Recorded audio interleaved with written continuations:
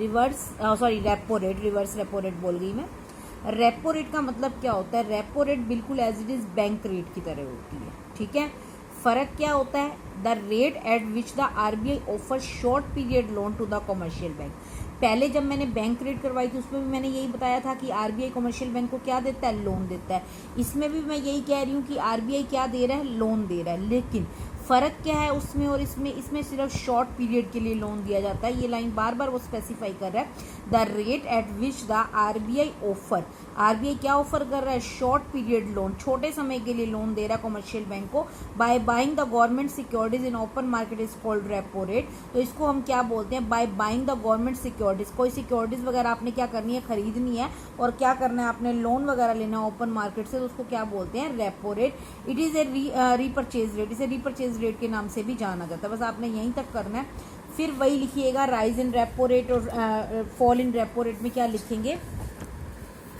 Rise in repo rate. Rise in repo rate का मतलब है अगर हम रेपो रेट बढ़ा देंगे तो कमर्शियल बैंक जो है, आरबीआई जो है वो कमर्शियल बैंक को लोन क्या देगा? महंगा देगा। Rise in cost of capital. Rise fall in demand for credit. अगर रेट बढ़ जाएगा तो लोगों की डिमांड क्या हो जाएगी? कम हो जाएगी। और fall in the money, the supply money by the commercial bank. और fall in money supply, money की सप्लाई कमर्शियल बैंक के पास क्या हो जाएगी? कम हो जाएगी। और इससे हम इन्फ्लेशन को क्या कर लेंगे? कंट्रोल कर लेंगे। और फॉल इन रेपो रेट, अगर रेपो रेट घटा देंगे तो आरबीआई जो लोन देगा किसको देगा? कमर्शियल बैंक को। वो क्या पड़ेगा? सस्ता पड़ेगा। कॉस्ट क्या हो जाएगी? कम हो जाएगी। कॉस्ट कम होते ही डिमांड क्या हो जाएगी? बढ़ जाएगी।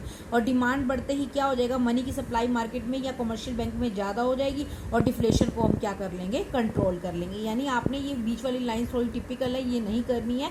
आपने सिर्फ इसके अंदर क्या लिखना है कि रेपो रेट क्या होता है। इसमें भी आरबीआई ही लोन देता है किसको? कमर्शियल बैंक को। लेकिन जो ये लोन का पीरियड होता है ये बहुत शॉर्ट पीरियड के लिए लोन होता है। इसमें मेनली बात आपने यही स्पेसिफाई करनी है और कुछ नहीं। और एक ये लाइन लिख देना, इसे किस नाम से जाना जाता है? रीपरचेज रेट के। बाकी इन्फ्लेशन या डिफ्लेशन के टाइम पे वही बैंक रेट वाला ही हमारा रहेगा कि राइज इन रेपो रेट और fall in repo rate. Okay, clear है बेटा ये पॉइंट?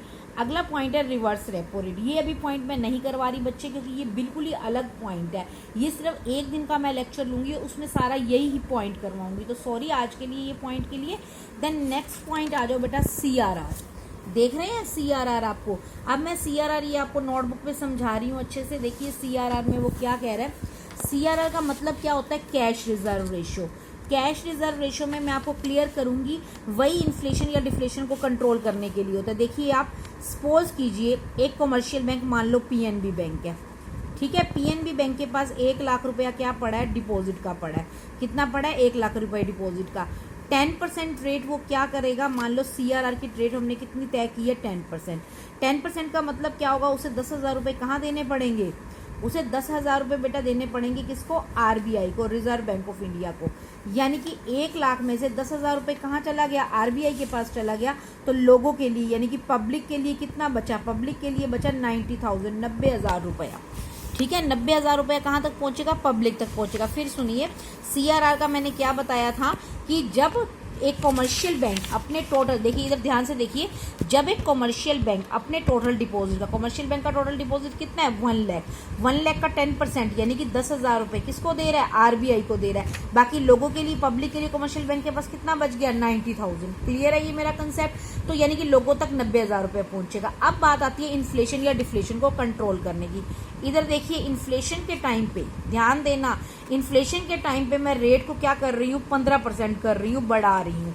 रेट को मैं क्या कर रही हूँ? 15% कर रही हूँ। इससे मैं इन्फ्लेशन को क्या कर लूंगी? कंट्रोल कर लूंगी।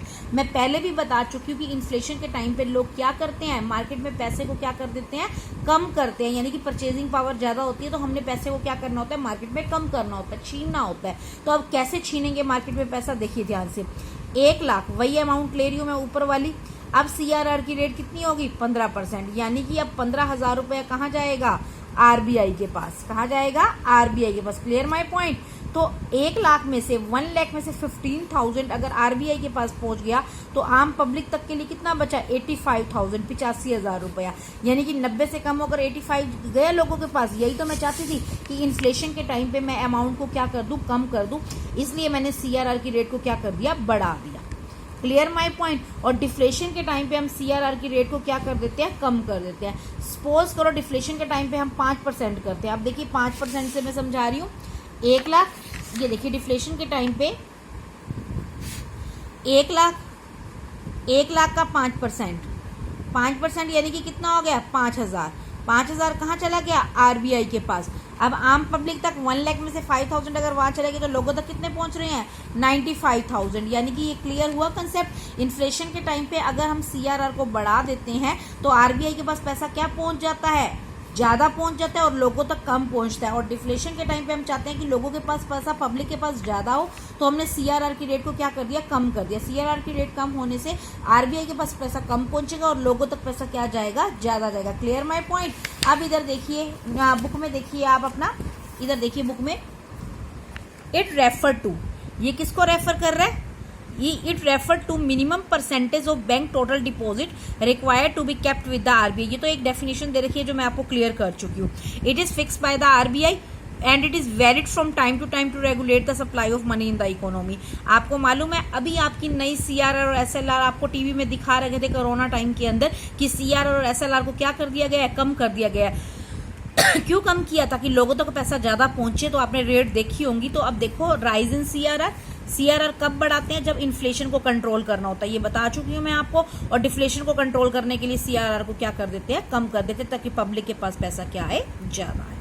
Clear my point CRR. Now our next point is SLR. SLR और सीआरआर में बेटा कुछ फर्क नहीं है, सिर्फ मेन बात क्या होती है, सिर्फ आपने ये डेफिनेशन लर्न करनी है इसके अंदर। Every bank is required to maintain a fix percentage of assets in form of liquid asset. हर बैंक को कैश के साथ साथ लिक्विड एसेट्स की फॉर्म में भी कुछ परसेंटेज शेयर अपने पास रखना होता है। What do you mean by liquid assets, क्या मतलब है लिक्विड एसेट? लिक्विड एसेट्स वो होती हैं जिनको हम कैश में इजीली कन्वर्ट कर लेते हैं। फॉर एग्जाम्पल आप तो अकाउंट्स पढ़ते हैं तो आपको क्लियर होगा, कैश तो होता ही होता है, साथ में गोल्ड एंड अप्रूव्ड सिक्योरिटीज, ये सारी हमारी किस में आती है, एसएलआर में आती है। तो यहाँ तक अप्रूव्ड सिक्योरिटीज तक लिखने के बाद वही बताना है आपने, rise in SLR and fall in SLR. क्या बताएंगे, राइज इन एसएलआर, ये देखिए बेटा यहाँ पे है हम, राइज इन एसएलआर और fall in SLR. Rise in SLR में क्या हो रहा है कि जब एसएलआर बढ़ जाएगा तो कमर्शियल बैंक को एसेट्स के रूप में वहां क्या रखना पड़ेगा, ज्यादा रखना पड़ेगा। वहां ज्यादा रखेगा तो लोगों तक क्या पहुंचेगा, कमर्शियल बैंक लोगों तक कम पहुंचाएगा, तो इससे हम इन्फ्लेशन को क्या कर लेंगे, कंट्रोल कर लेंगे। और फॉल इन एसएलआर में क्या होगा, जब आरबीआई के पास क्या रखेगा, लिक्विड एसेट के रूप में कम रखेगा, लोगों तक क्या पहुंचेगा, ज्यादा पहुंचेगा, और इससे हम क्या कर लेंगे, डिफ्लेशन को क्या कर लेंगे, कंट्रोल कर लेंगे। तो वही सेम पॉइंट है सीआरआर वाला, बस फर्क क्या है इसके अंदर कि इसमें सिर्फ लिक्विड एसेट साथ में ऐड हो जाती हैं। सीआरआर में ओनली कैश ऐड होता है और एसएलआर में हमारी कैश प्लस लिक्विड एसेट्स दोनों हमारी ऐड हो जाती है। Now next topic is qualitative instrument. Qualitative instrument में पहला पॉइंट है मार्जिन रिक्वायरमेंट। अब देखिए मार्जिन रिक्वायरमेंट में क्या होता है, तो मार्जिन रिक्वायरमेंट में देखिए बच्चे, आपने कभी भी बैंक से लोन लेना हो, सपोज करिए आपने 1 लाख रुपए का लोन लेना है। कितने का लोन लेना है, 1 लाख रुपए का। अगर आप लोन लेने जाते हैं तो आपको बैंक में कोई ना कोई चीज गिरवी रखनी पड़ती है, रखते हो ना गिरवी बैंक में लोन लेने के लिए, तो उसकी अमाउंट जो होती है हमेशा लोन की अमाउंट से क्या होती है, ग्रेटर होती है। ध्यान रखना, जब भी आप बैंक में लोन लेने के लिए जाते हो, हमेशा जो गिरवी अमाउंट होती है, जो आप मॉर्गेज के रूप में रखते हो, उसकी अमाउंट हमेशा ज्यादा होती है किससे, लोन अमाउंट से। सपोज कीजिए 1 लाख का लोन लेने के लिए बैंक आपको क्या कह रहा है, आपको 1,20,000 रुपए तक की कुछ आइटम गिरवी रखनी पड़ेगी। वो आइटम आपका गोल्ड हो सकता है, वो आइटम आपकी कोई रजिस्ट्री हो सकती है, कुछ भी हो सकता है। तो इसका मार्जिन कितना बना, 20%, क्योंकि 1 लाख का लोन लेने के लिए आपको 1,20,000 रुपए क्या करने पड़ रहे हैं, 1,20,000 रुपए की आइटम, ये आइटम है, उसको आपको क्या करना पड़ रहा है, गिरवी रखना पड़ रहा है। तो मार्जिन कितना हुआ बेटा, 20%। अब एक स्कीम ये भी है कि आपको 1 लाख का लोन लेने के लिए, क्या 1 लाख का लोन लेने के लिए आपको कितना गिरवी रखना पड़ रहा है, 1,10,000 रुपए की कोई आइटम। ठीक है, एक स्कीम है 1 लाख का लोन लेने के लिए 1,20,000, एक स्कीम है 1 लाख का लोन लेने के लिए 1,10,000। यहाँ पर 10% मार्जिन रिक्वायरमेंट बन रहा है और यहाँ पर 20%। अब आपको दोनों में से कौन सा पसंद आ रहा है? अभी आप घर बैठे बैठे बोल रही होंगी मैडम 10% वाला बढ़िया है क्योंकि इसमें हमें कम पैसा रखना पड़ रहा है। तो ये स्कीम हम कब लॉन्च करें, इन्फ्लेशन के टाइम पे या डिफ्लेशन के टाइम पे? बोलो, डिफ्लेशन में। क्यों? क्योंकि डिफ्लेशन में लोगों के पास मंदी होती है और हमें चाहिए कि डिफ्लेशन में लोगों के पास लोन पीरियड ज्यादा जाए, लोन ज्यादा लोग लें। और इन्फ्लेशन के टाइम पे हम रेट को बढ़ा देते हैं ताकि लोग लोन कम ले, तो ये मार्जिन रिक्वायरमेंट होता है। तो बैंक भी यही करता है at the time of inflation, inflation के टाइम पे ये रिक्वायरमेंट को क्या कर देगा, मार्जिन को 20% कर देगा, और डिफ्लेशन के टाइम पे ये मार्जिन रिक्वायरमेंट को क्या कर देगा, कम कर देगा, ताकि लोग लोन क्या ले, ज्यादा ले, और इस पीरियड में लोग लोन कम ले रहे हैं। आपको दोनों में से ये स्कीम ज्यादा पसंद आई, ये हम डिफ्लेशन में लॉन्च करेंगे ये स्कीम। क्यों? क्योंकि डिफ्लेशन में हम यही चाहते हैं कि लोग लोन ज्यादा ले। Clear my point? तो अब देखिए इस पॉइंट में यही बता रखा है, the margin requirement refer to the difference between the current value of the security, यानी कि करंट वैल्यू आपको कितनी मिल रही है for loan, and the value of loan granted of a person mortgage for his house 1 crore with the bank for a loan 80 lakh. यानी कि यही बता रहे हैं कि उसकी करंट अमाउंट उसको कितनी मिल रही है और वो मॉर्गेज में कितनी रख रहा है। यहाँ पर उसने एक एग्जांपल दिया हुआ है कि 1 करोड़ का लोन, उसने 1 करोड़ की क्या रखी है, कोई एसेट्स रखी है, अपना घर रखा है, कितना लोन गेट करने के लिए, 80 लाख का लोन गेट करने के लिए, यानी कि 80 लाख रुपया लेने के लिए उसे 1 करोड़ की कोई क्या करनी पड़ रही है, आइटम को गिरवी रखना पड़ रहा है। उसने अपने घर की रजिस्ट्री गिरवी रखी है, तो मार्जिन कितना हो गया बेटा 20 लाख का। The margin requirement is raised, बढ़ा दिया जाता है, when the supply of money is to be reduce, यानी कि इन्फ्लेशन के टाइम पे हमने मनी की सप्लाई को क्या करना होता है, कम करना होता है, तो हमने मार्जिन रिक्वायरमेंट को क्या कर दिया, बढ़ा दिया। The margin requirement is lowered, margin requirement को क्या कर दिया जाता है, कम कर दिया जाता है, when the supply of the money is to be increase, जब मनी की सप्लाई को क्या करना होता है, हमें बढ़ाना होता है। तो ये मार्जिन रिक्वायरमेंट का टॉपिक था, आई थिंक क्लियर हो गया होगा। तो ये मार्जिन रिक्वायरमेंट में हमने ध्यान रखना है कि इन्फ्लेशन के टाइम पे हम मार्जिन को बढ़ा देते हैं और डिफ्लेशन के टाइम पे हम मार्जिन को क्या कर देते हैं, कम कर देते हैं, ताकि लोग डिफ्लेशन में ज्यादा लोन ले और इन्फ्लेशन में लोग कम लोन ले। Now our next topic is rationing of credit. Rationing of credit का मतलब क्या होता है ये मैं आपको नेक्स्ट लेक्चर में समझाऊंगी, क्योंकि अभी आपके सिर्फ 3 पॉइंट रह गए हैं, rationing of credit, moral, and then ये वाला रिवर्स रेपो रेट। तो ये 3 टॉपिक हमारे कल के हो जाएंगे, कल मैं खत्म कर दूंगी इन 3 टॉपिक को, और कल इसके साथ आपका ये चैप्टर भी खत्म हो जाएगा। हैव ए गुड डे बेटा, अगर कोई प्रॉब्लम हो तो आप ले सकते हैं।